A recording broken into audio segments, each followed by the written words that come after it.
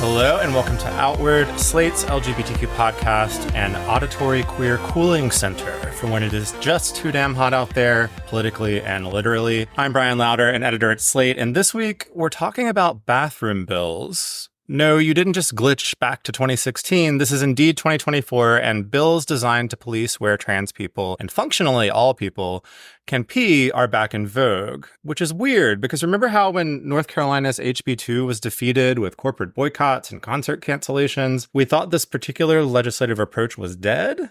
Well, it was, but then it wasn't. It's been easy to miss the reemergence of bathroom bills amid the recent wave of anti-trans and queer state legislation, but in fact, 12 of them have been passed into law in the last 15 months. And this time, there's almost no backlash to be seen. That's the subject of Nico Lang's latest piece for Slate. When Nico pitched me the idea, I admit I had no idea this was happening, so I was very happy to have them report out the situation and explain it for us. If you don't already know Nico, they're an award-winning reporter, editor, essayist, author, and critic. They've written for Slate, of course, Rolling Stone, Esquire, Teen Vogue, Them, The Advocate, Vice, Wall Street Journal, Out, and basically everywhere else you could possibly read anything online. And their Instagram, which I have recommended on the show before, is the indispensable Queer News Daily. And the cherry on top of all that great work is that their newest book, American Teenager, a chronicle of trans youth living their lives in 7 states across the U.S., will be out this October. We'll be back to talk bathroom bills with Nico after a short break. Have you heard the term nuclear family? The phrase was coined by an anthropologist in the 1920s to describe the family structure of a straight married couple and their kids. Now, over a century later, only about 18% of Americans actually live in a family by that definition. That means that over 82% of Americans represent different kinds of family. From This Is Actually Happening comes The 82% Modern Stories of Love and Family, a special 6-part series focused on those who have broken away from the norm and challenged society's notions, from an asexual educator and activist raising a child with 2 other co-parents, to a gay man in the clergy who chose the path of celibacy and created a unique family unit with his straight best friend. Each episode offers an intimate first-person perspective from those whose family lives have taken different shapes. To listen to the 82% series, follow This Is Actually Happening on the Wondery app, or wherever you get your podcasts. You can listen to This Is Actually Happening ad-free on Wondery Plus. Hey, it's Kaylee Cuoco for Priceline. Ready to go to your happy place for a happy price? Well, why didn't you say so? Just download the Priceline app right now and save up to 60% on hotels. So whether it's Cousin Kevin's Kazoo Concert in Kansas City, go Kevin, or Becky's Bachelorette Bash in Bermuda, you never have to miss a trip ever again. So download the Priceline app today. Your savings are waiting. Go to your happy place for a happy price. Go to your happy price, Priceline. Female athletes have always needed grit and talent. But for decades, they've also needed a certificate. To prove that they were actually women, according to different definitions. And even now, they're still being checked and questioned. Their story is the newest podcast series from CBC and NPR's Embedded. It's called Tested. Listen now.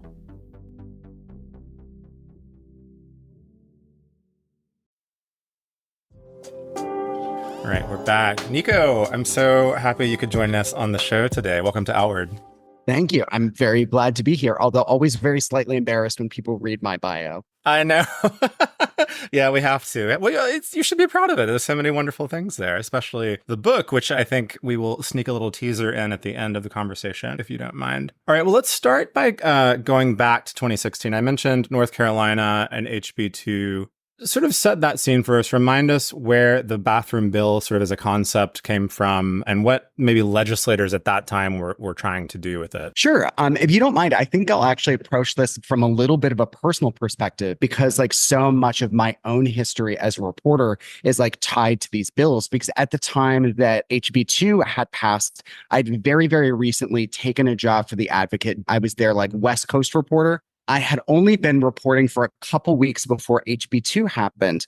And I think when all of that went down in North Carolina, I'm somewhat of a bad judge of what stories are going to be big. I just never know, right? Like always wrong. And I remember like telling my editor like that when the business backlash started happening, I was like, this isn't really going anywhere. Who cares about all these businesses? And it turned out people really cared. And it was a story for months and months. And to get a better sense of how it was affecting North Carolinians, particularly the trans community, I self-financed my own trip to North Carolina. I got on a bus because I was still scared of flying at the time. And I went to Charlotte to like talk to people who were affected by the law, to use the bathroom in North Carolina and like sit in the discomfort of and just like really be like on the ground, because I felt like I was seeing all these people report on it who didn't had been to North Carolina, who didn't have a relationship with it. And I just wanted it to be like informed by like a real knowledge of the community. And what was really wild is when I was there, HB 1523 in Mississippi passed. So I bought another bus ticket to go all the way to Mississippi. And it completely, for me, just like reframed who I was as like a journalist and as a reporter. I loved getting to do this story for you because in a way it was like a full circle moment. 8 years later, we still haven't really done that work, especially if all of the bills are coming back and we're just completely ignoring it. But to actually answer your question the way you asked it. No, that was great. Yeah. Is in March 2016, the legislature in North Carolina forces through an anti-trans bathroom bill in one day based on a Charlotte non-discrimination ordinance, which had been passed, I believe, in February. And that the passage of that bathroom bill was the first of its kind in the entire country. And I think it really shocked people. We hadn't seen something like the Trump administration yet. And there was this idea that like bigotry was still this thing that was over the horizon and we didn't know what to do with it yet. And we knew it was out there, but like, who knows what form it might take. And here we're like very literally seeing the ways in which people can be institutionally discriminated against. Right. The business community had a problem with it. It was widely unpopular, like with the public. And just to be clear for the listeners, explain exactly what the statute was. So for those who aren't familiar, who have just like, I don't know, banished this to the recesses of their brain. Sure. Yeah. You know, bathroom bills don't just affect bathrooms. Like, of course they affect, you know, in the case of HB2, it affected restrooms in airports. If you were going to a restaurant, if you were going to a shopping mall, any form of like private or like public businesses, it affected that. But it also affected locker rooms. It also affected bathrooms in schools. It also affected not just like trans people, but it took away non-discrimination protections in public accommodation for lots of communities. Like I remember that one of the groups that was on the list, I believe for HB2, was veteran. So it's like, it was also like furthering discrimination against veterans, which I think people forget about, that it's not just like trans people who are affected by these things. It's lots and lots and lots of different groups. Like with a story I did earlier this year for the Daily Beast, when Florida passed its own anti-trans bathroom bill there last year, a lot of the people who have faced discrimination because of that aren't trans people, they're cis people. I think it's always important to point out to people, if you haven't thought this through, that one of the biggest issues with these bills then and now is that there's really, and you say this in your piece, that there's really no way to enforce them, right? Unless the state installed bathroom monitors like at every door and locker room and whatever, there's no way to do it. So all it can really do is encourage vigilantism, right? It can only encourage people like other citizens, right, to sort of do this surveillance. So I'd like for you to just talk about the implications of that and how that looks like actually on the ground. And then I would also like to hear a little bit more about the boycott reaction at that time. But yeah, explain a little about just the mechanics of this, I guess, first. Yeah, absolutely. I mean, we saw this as early as HB2, that one of the stories that caught a lot of public attention was there was a lesbian chef in Charlotte who was walking down the street over the HB2 law. They called her some like homophobic slurs. They like pushed her on the ground and they kicked her. And, you know, she's a lesbian. She's not trans. But I think because perhaps, I don't remember like her appearance, but perhaps she was like a bit androgynous or even butch, because she like violates these like boundaries or lines of gender. These people who don't know that much about trans people saw her on the street and thought that she looked trans enough to be the, you know, the object of their derision. Same thing happened in Florida, right? Where it's like people aren't attacking like trans people, they're attacking people who look trans. And that's a totally different thing, because these laws, like there's just, as you say, no way to enforce them. So let's say that even if these laws were an Arizona style show me your papers law, right? Like that still wouldn't catch a lot of trans people, because some trans people are able to update their birth certificates. They get access to like corrected social security cards, right? The Biden administration has made it easier to update your passport, right? So all these ways that trans people have access to updated documentation, which a lot of states are taking away. Like Florida, it was reported this week on the 19th, has started denying trans people correct birth certificates, not as a matter of like stated policy, but just saying that they don't have enough paperwork. Right. So you see like states that are rolling back access to paperwork to make things like bathrooms easier to police. But for the most part, like you just don't really know who's trans, like unless you ask people. And if people are thinking about their public safety, if you ask them if they're trans, even if they are trans, they might say no. Right.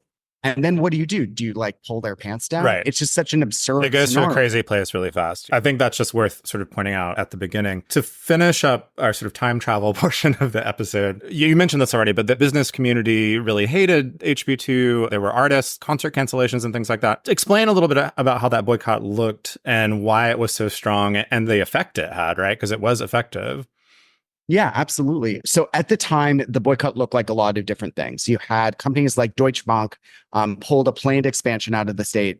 They were going to like inject like a certain number of jobs in the state. I think it was something like 200. And they said, no, we're not doing that anymore. We'll take our business somewhere else. And you had a lot of companies who all said that they were going to do the same thing. You had the NCAA said that they would pull championship games out of the state. Had Maroon 5 said that they were going to cancel a concert in the state, which honestly, for the better of North Carolina, nonetheless, still effective. Bruce Springsteen said he was no longer going to perform in the state. Cyndi Lauper. You had even Broadway productions, because you'll have, productions that perform on Broadway and then tour across the country.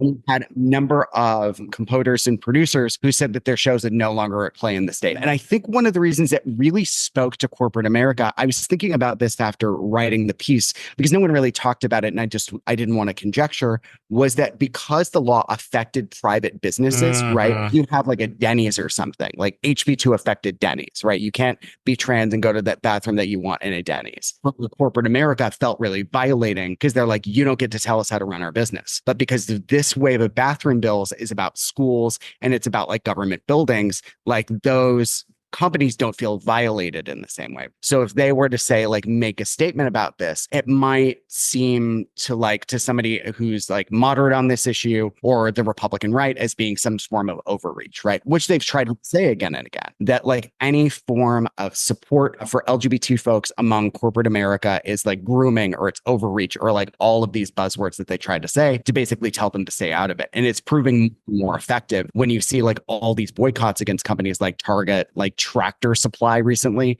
had to like, sure. They won't work with LGBT people anymore. Like it's getting nuts. And I just think that the political landscape now is so different than it was in 2016. In 2016, this did work, right? Because there had to be a compromise bill made that I think it sort of stopped non-discrimination ordinances in municipalities until 2020. Something completely different, but the bathroom bill was killed. And as you write in your piece, for a while, it seemed like the right was not going to try this anymore, that it had failed. When we come back from a short break, we're going to fast forward to now. And you've already mentioned this a little bit, but these bills are back in a different political landscape, as you say. And I think they're a little bit scarier now maybe than they were then. So let's take a quick break and we'll be back to talk about that. Hi, I'm Josh Levine, one of the hosts of Slate's weekly sports show, Hang Up and Listen. Every Monday, I'm joined by Joel Anderson, who you might know from Slate's Slow Burn podcast, and Stefan Fatsis. This summer, we'll be diving into the Paris Olympics, watching Simone Biles, Sha'Carri Richardson, and Victor Wembanyama, obsessing over track, team handball, and breakdancing, and talking about the Olympic Committee's Russia ban and sex testing in elite sports. Check out Hang Up and Listen wherever you get your podcasts. All right, we're back.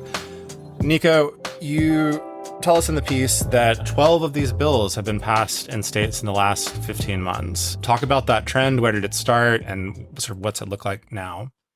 Yeah, they started in Arkansas, which was the first of this like modern wave of bathroom bills. I think essentially like a lot of states were just maybe waiting to see who would be the first. And then when that dam broke, you have all of these different laws in these different states that are being passed. Among the most dangerous of those laws, I would say, is probably Florida's, because it first in the history of the US of any bathroom bill to actually attach criminal penalties to its violation. So if memory serves, I believe it's 30 days in jail and a misdemeanor. So that separates it from the HB2, which we were talking about how difficult these laws are to enforce, didn't actually say how it was going to be enforced. Most of these bathroom bills don't, right? That you have the Utah law, which is among the modern wave of bathroom bills, right? Set up an office to take these complaints of trans people using the bathroom, right? So if you see a trans person using the bathroom, give us a call. We'll do something about it. They got something like over 10,000 reports of trans folks using the bathroom. Most of those are trolls, and the other ones were completely impossible to verify, right? Right, of course. Horrible systems where either trans people can be like criminalized for using the bathroom, or they're being like surveilled in this horrible, like unprovable way, creating this public hysteria for no reason. It's harmful, but it's also like invisible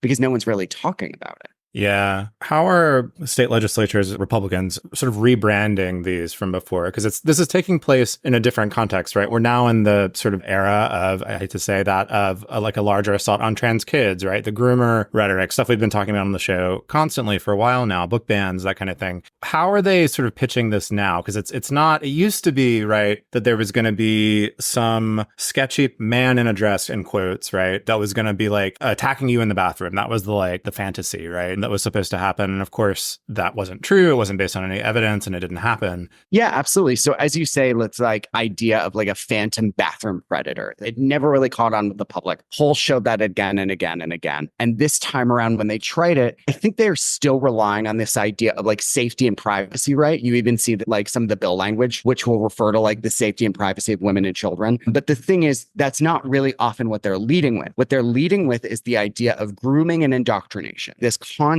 that pro-LGBT laws or ordinances or policies are grooming children into being queer and to being trans. And if we don't do something about it by forcing trans kids to use the wrong bathroom, they might live their lives in a way that we don't like. And on what could happen to society if we do that. And that's pretty, in my mind, effectively piggybacked on this like parents' rights movement and these like don't say gay, don't say trans bills that have been now implemented in so many states that are doing the same thing. They're taking pro-LGBT resources out of schools. They're stripping away books. They're not letting teachers talk about LGBT community in class because they don't want to give kids like any show of support or validation or affirmation. And these laws, in many ways, the modern way of the bathroom bills is part of that same project of like, if you are a young trans person, they're just trying to make your life as hard as possible. And bathrooms are a really, really effective way to do that. Because if you can't go to a bathroom that like aligns with like your sense of self, it's really hard to go to school. Like you have it all day, you end up with UTIs. Let's say if it's like, a public bathroom bill or a government building bathroom bill, like that changes the way that you function in daily life. It changes like where you shop, where you eat, where you hang out. Like it means that you can't really be yourself or do the kinds of things you want to do. And that's what Republicans are after here. They're trying to make it more difficult to be a queer person in daily life. Yeah, I was going to ask you next, what are the impacts we're seeing on the ground now in the states that have already done this? And you've just started talking about it. I mean, I think there's a person in your piece, one of your sources, who explains that really well, that it becomes impossible to sort of move about in daily life with this. But could you speak a little bit more about what we do know about the impacts of these, maybe in Florida specifically or Utah? Yeah, so in Florida, as I talked about before, there's been an increase in harassment in public spaces because of these bills, often targeting cisgender people, but also targeting trans people as well. Something similar is happening in Utah with what we talked about with the public surveillance of trans people who are being reported to this hotline if they use bathrooms that don't align with the sex they were assigned at birth. But something I really wanted to also talk about here is something I've heard so often from trans folks, whether it's in Utah, whether it's in Florida or other states that have been affected by these laws, that they're just scared to go outside anymore. That people don't leave their houses unless they absolutely have to. They don't hang out with friends. They invite people over their house if like they are like being social. People just kind of put their lives on pause because they're scared and they don't know what's going to happen next. There's been a lot of reporting about waves of trans people who've moved out of states like Florida just in fear of anti-LGBTQ plus discrimination because of the medical care bans that have passed, because of the sports bans that have been passed. But even more than that, like, not all these people can afford to leave. And if you can't leave, what do you do? Like, what do you do if you need to like go to a public space? What do you need to do if like you have to access these kinds of resources? Because honest truth is that the average person doesn't know what these bathroom bills actually do.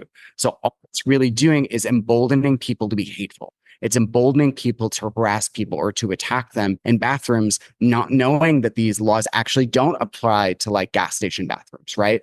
or to the bathroom in a restaurant. One of the sources that I spoke to on an earlier story I did on this, they were just like seeing a musical, like a local musical, and they were harassed in the bathroom. And for me, I think that that's like what Republican lawmakers really wanted all along. Didn't want people to apply the law to like, the letter of the way it's written. They just wanted to make it harder to be trans. And I think they, in a lot of places, are doing that really effectively, like way too effectively. Yeah. I mean, this is something that we've been sort of a theme, I guess, that we've been tracking on the show a couple of years now, which is the project of forcing trans and queer people out of public life, right? That's what you've been saying. Is this is a very effective way of doing that. If you can't use the bathroom, like it's very difficult to go. So it's not surprising to hear that people are staying home. That is the intent, I think, of at least to start with, of this kind of legislation. One thing that's different this time that you started to speak to a little bit earlier, but we should underline, is that this time around, we're not seeing those boycotts. We're not seeing the big sort of broad spectrum backlash that we saw with HB2. And you mentioned a few things already that sort of suggest why that might be. It depends on where the law applies. So if it's a private business, are they going to speak about public, like government building restrooms? That's one thing. The children parental rights thing also seems really relevant. It strikes me throughout all of this current wave of legislation that has been such an effective rhetorical mood or space for Republicans to work in, because it's just hard to argue with parents, right? They're this like sacrosanct kind of unit in our culture. It seems to me that might be part of why we're not seeing the boycott. Can you speak just a little bit to where is the backlash this time? If I can, I don't know. I think if I can disagree a little bit, I think there's a greater thing that we need to get to here that I'm glad you circled back to, because I feel like I soft pedaled a little bit the responsibility of like corporations and major companies and all this. And I don't want people to think that this is something that I don't take seriously. I think the reason that I sound perhaps like a little bit cynical about this is that I've never believed that companies were going to save us to begin with, that corporate America was going to save us. I mentioned in brief HB 1523 earlier, the Mississippi law, and I think that's a really instructive example. So HB 1523, if you're not aware, it's possibly the worst anti-LGBT law that's been passed by any state in history, although there's a lot of competition now. Right. It allows businesses and public entities to deny service to LGBT folks on the basis of their identities, right? So if you like go to a restaurant, you can be termed for like being queer. If you're shopping at like the grocery store, or, even like going to the doctor, right? There's been a lot of questions about how this would apply to services like education, like healthcare. Like, where does it stop? We don't really know. And courts have thus far declined to get involved. There was a case where someone tried to sue to overturn HB 1523. They said that there was no standing because they hadn't demonstrated how it would actually harm LGBT folks, that thus far the harm is hypothetical, right? So as of now, HB 1523 is still on the books. It's been on the books for like 8 years and no one really talks about it. And at the time, I wrote for Salon.com about my skepticism then that corporate backlash would save anything or like solve anything. And part of the reason that I wrote this was a little bit, or the piece for you, is that a little bit of a victory lap. And I don't, mean to brag about this, but I was totally right. It didn't. Because if you look at Mississippi, there are very companies who could pull their business from the state. Like, it's the poorest state in the country. Most of the industries there are things like hospitals. They're like prisons that aren't going to pull out of the state just because a law is passed they don't agree with. There aren't resources that we can pull from the state. And those resources that are there are really important. Like, people are already like, I get emotional when I talk about this because like I have a lot of friends who live there and this feels really personal for me. But it's like people are already struggling. Like, you can't pull resources from a state like that just doesn't have any, right? So the only states that we even get to talk about here are like extremely wealthy resource states. Like, you get to talk about like Texas, Florida, California. And if you look at Florida, like, businesses haven't even really gotten involved there this time around, right? So even in the states where you think that businesses could have some kind of sway, it just hasn't made a dent anymore because there are so many anti-LGBT laws, right? In 2016, when South Dakota passed its anti-trans bathroom bill through the legislature, it wasn't signed into law by the governor, Dennis Dugard, because of fear of how it would impact the state's tourism economy, right? That the state makes something like $1 billion or $1 trillion or $1 zillion. So Dennis Dugard could look at this and go, this isn't worth the risk to me. But now that so many states pass their own anti-trans bathroom bills, right? There's a strength in numbers, as Kate Oakley from the Human Rights Campaign told me in the piece that I wrote, that when you have all these states that sort of like band together to pass anti-trans legislation, they sort of say to themselves, well, you can't boycott all of us. Because it's like, oh, was boycott like Florida, you're going to have to boycott Arkansas. You're going to have to boycott Tennessee. You're going to have to boycott all these other states that have done the exact same thing. And for corporate America, that's just not going to happen. I think even the most optimistic among us would go, no, like no company is really going to do that. Look at what happened with Target over the past couple of years. A little bit of criticism regarding their like Pride collection, and they pull it in half of stores across the country. They're like not going to like ride for us the way that we want them to. Because the thing is, they were never really riding for us. They were doing what they thought economically benefited them at the time in 2016. And now they're doing the same thing. They're doing what they feel economically benefits them. And that's all it was about. You sort of end the piece on a certainly not a hopeful note, on a concerning note that this style of legislation is probably we're going to see more of it, that this is probably the future of anti-trans legislation for a while. Can you talk about why that is? You mentioned that, we may be kind of, I think the word you use is like maxed out almost on the healthcare stuff for the moment. Talk a little bit about why you see this being the sort of the next direction that the Republican controlled legislatures pursue. Sure. Yeah. I think it's about like everything you just said, which is that anti-trans medical care bills and sports bans have run out of steam. Like there's just no more, like there are no more places that they can go. All of the states who were going to pass those kinds of laws pretty much already have, right? Like there are maybe a couple of states that are waiting in the wings, but for the most part, like that's done. So they've got to find something else, because the thing with, with Republicans and attacking LGBTQ plus rights is that it's not just like one and done. Right. It's not, we got everything we wanted and we're going to stop here. Like, as we've seen, like with abortion, right? They never stop with abortion. They're not going to stop with LGBTQ plus rights. So what they're going to do is they're going to figure out, okay, what is the next thing that we can go after? And I think they've seen that with the limited backlash to these bathroom bans, right? That it's a real growth industry for them, right? That they can pass it in a bunch of states and people aren't going to really freak out about it. So of course they're going to do it then. Why wouldn't they? There's like very little like fallout for them. Whereas if you look at the drag bans, I haven't teased out what the difference is here, right? But the drag bans have generated like a kind of backlash that's true. for them. I haven't really seen with these like bathroom bans. And the drag bans have kind of stopped, right? We have like a handful of states that have passed them. It doesn't feel like other states are really like itching to do the same, especially because so many of those bills have been struck down in court. That essentially like every court except for like one in Texas that has had the ability to look at these like drag bans has said they're unconstitutional and we're going to strike it down, right? And it's happened again and again and again. With these bathrooms, that kind of the bathroom bans, that hasn't happened in the same way yet. It might. But because even like the legal system hasn't stepped in to stop it, like I feel like Republicans are just going to see how much they can get away with. They're going to see like how much the public can let them discriminate. And that's what activists have been saying about this for such a long time, is that Republicans are just going to keep trying again and again and again to see how much anti-trans discrimination they can get away with without facing any kind of like political backlash for it. And when it comes to these bathroom bills, apparently the sky's the limit, because you can pass 12 and nobody's going to really say a word. Like, not to toot my own horn, but it's like I'm one of the few like reporters who is even reporting on this right now, because there's just, it's not that I'm great and everyone else is terrible, but there's so much to cover, right? That like there are a ton of amazing trans reporters who are doing like incredible work, but they're all stretched thin, right? Exhausted. They can't cover everything. And because I think a lot of people feel like, oh, bathroom bills, that's something of the past. That was so like 2016.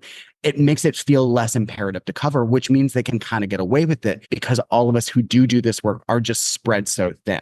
So I hope that in telling these stories, it reminds people how important this is, because it's not just about it's not just about restrooms. It's not all about locker rooms. It's about people's ability to move through daily life. And if you take that away from them, there's not a lot else we have left. Yeah, I mean, it's clear from this conversation and from your really excellent piece that these bills are definitely not in the past. They're very much our present and our future. Speaking of, if I can make maybe a slightly cheesy segue, but I think it's a nice one. Speaking of the future, your book is coming out in October. It's called American Teenager, and it's about trans kids. You actually went, the great subject of our time in LGBT media, but you actually went out and talked to a bunch of trans kids now who are living in this country and this sort of political climate. Could you give us like a little teaser of what this book's about? I don't know. Give us a little taste of what that book's all about and maybe how it connects to this subject, even if you want. Sure. I think it absolutely does connect to the subject. So thank you. I spent the better part of a year traveling the country to spend time with 7 families of trans youth in 7 different states. I'm going to see if I can do them in order. I'm really bad at this.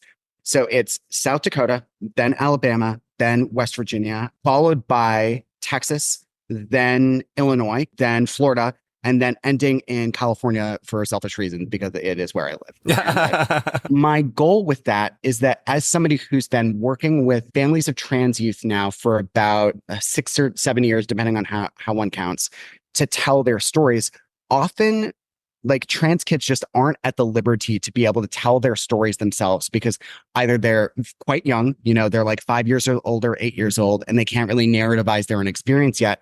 Or, they're dealing with so much discrimination or just trying to be a kid and they can't really they're not in the place to speak about this right now. So you have a lot of instances in which the parents have to speak for their own kids. And obviously, I think that's just sort of part of the deal, right? And I completely understand why that has to be the way it is. But I think we lose something in that, right? We lose something in translation when trans kids aren't able to speak for themselves about their own experiences. And I wanted a book that would just be 300 pages of that, of hearing directly from trans kids about what it's like to be themselves, what their daily lives are like, and how all of these anti-trans and anti-LGBT bills have affected their ability to exist. And I think more than that, I just often find that so for instance, when I was sort of talking about this book and pitching it around and I would mention it to friends and they'd be like, oh, so it's about trans joy, right? And I'd be like, yeah, kind of. But I often feel we get forced into these binaries where we can only talk about tragedy and joy, right? I wanted to remind people that queer people and trans people feel all the same things that they do. We feel the entire range of human emotions that they do. We have the range of human experiences that they do. And we rarely ever get to represent that, or talk about that, because we're often just responding to this news cycle, to this legislation that takes away our right to exist. So we sort of only get to exist in these kind of modes, right? We're angry or we're frustrated or we're defiant or we're sad or we're happy in spite of everything. I wanted these stories to feel just really complicated and unique and idiosyncratic. One of my favorites was the second to last chapter in Florida. I hung out with a trans girl and her non-binary sibling who are these goth kids who are really into horror movies and Kierkegaard. Talked about Scandinavian philosophy for 2 weeks and hung out on the balcony where they smoke cigarettes. And it was just so not the kind of experience that I thought I would have going into this book. But to me, that was kind of exciting about it, right? That you could pick up a book like this and have no idea what you were going to get. But with each chapter, I wanted to build narrative complexity. I wanted to give people facets of this person's story that surprise them or sort of challenge their assumptions or just make them think about this issue in a way that they didn't expect to think about it going in. Maybe even people who have trans kids or who are on our side and believe that trans kids deserve dignity and safety and privacy the same way other people do. I wanted to maybe hear something they'd never heard before. I would hear from parents of trans youth as we were sort of sending this book out to readers to make sure that it wasn't horrible garbage, and how much they appreciated hearing from kids who didn't want to be activists, right? Trans youth that we hear from in the media, the ones who are allowed to speak, are these incredible young activists, right? But I wasn't that kid, I was messy, weird, strange kid that people did not know what to do with, right? And I loved making room for those kinds of kids who were more like me, who were still figuring it out, right? Or don't see, themselves in activism, but do see a role for themselves doing something else and leading a kind of that life that we hadn't heard about before. And I just love to give them that space. And I think so much from parents now that they feel it's changed the way that they approach kids when they talk to them about doing advocacy, and stop assuming that everyone wants to be out there, publicly sharing their story, because a lot of them just want to be kids. Pretty much every kid in this book, I feel at the end of the day, doesn't really want to do this and just wants to be a kid. For me, this plea was very much that Republicans have talked about letting kids be kids. great, and leave them alone. Yeah, let kids be kids. And I think, to bring it back to the topic of this particular show, let people pee, right? They're very simple statements, but that have, unfortunately, a lot of issues right now in our country. Nico, you are worth everything. This piece that you wrote for Slate is so wonderful. I want all of our listeners to go read it. It's called Anti-Trans Bathroom Bills Are Making a Major Comeback. Where's the outrage this time? You can just search that or Nico Lang and Slate and you'll find it. And also, if you do not follow Nico already on Instagram, Queer News Daily, it's essential. You really will find out everything you need to know about what's going on with bathroom bills and everything else by following Nico there. Nico, thank you so much for taking the time to join us today and for writing the piece. I think it's really important and I hope our listeners learn a lot from it. Thank you for having me. All right, that is the show for this week. Please send us feedback, advice, questions, and topic ideas at outwardpodcast@slate.com. A reminder, as always, that by joining Slate Plus, you'll get ad-free podcasts, extra segments on shows like Working, and you'll never hit a paywall on the Slate site. To learn more about that, go to slate.com/outwardplus. Our show is produced by Palace Shaw. If you like Outward, please subscribe in your podcast app. Tell your friends about it. Give us those 5-star reviews. We love them so much. That helps others find it and join in on the fun. Until next week, bye everyone, and stay gay.